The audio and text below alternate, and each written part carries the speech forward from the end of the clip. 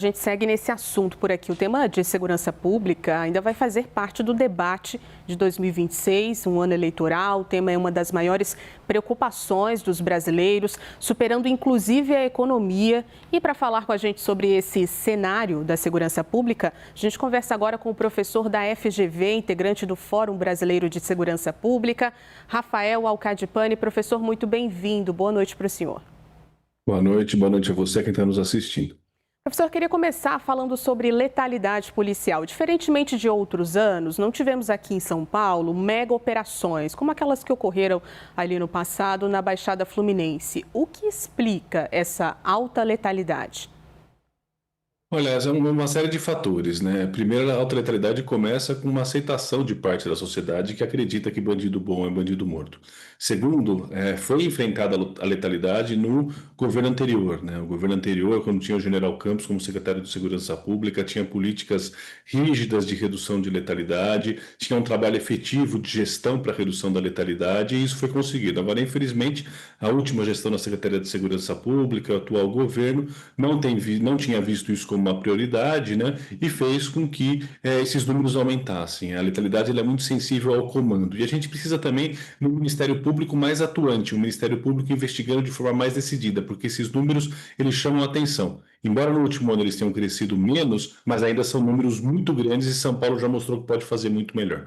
Agora, professor, a gente teve uma redução de 3,9% no número de assassinatos ao longo do ano em São Paulo, que registrou uma média de um caso a cada 3 horas.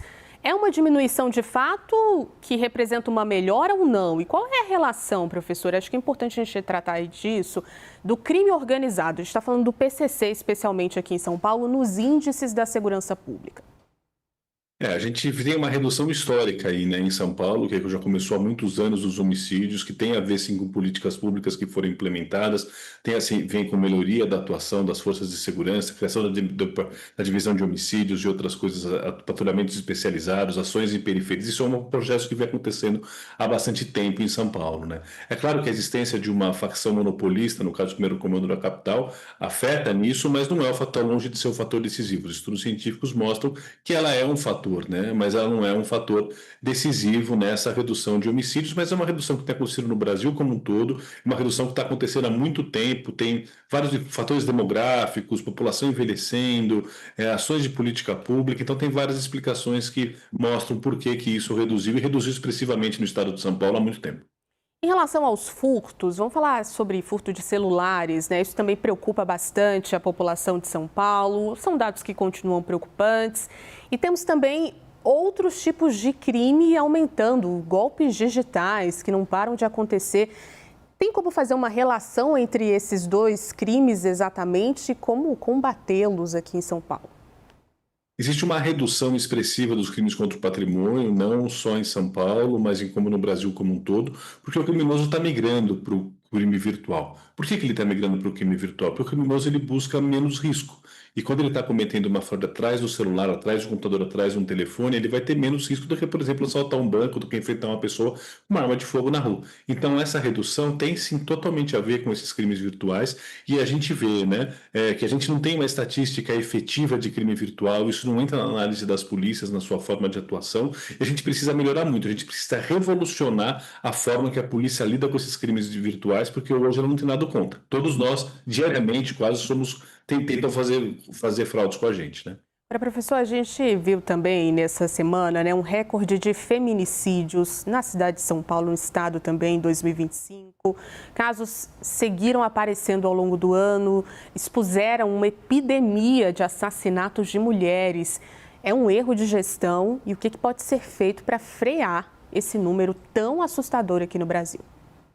É um erro de gestão brutal que aconteceu em São Paulo. Assim, você não tem visto políticas efetivas para enfrentar esse problema que só aumenta. A gente precisa cuidar das nossas mulheres. A Secretaria de Segurança Pública precisa cuidar disso. A gente vê que recentemente houve uma troca de secretário, o novo secretário tem mostrado interesse e disposição de enfrentar esse problema, tem reunido pessoas para isso. Eu estou otimista, eu espero que isso seja revertido, mas a gente precisa de ação concreta.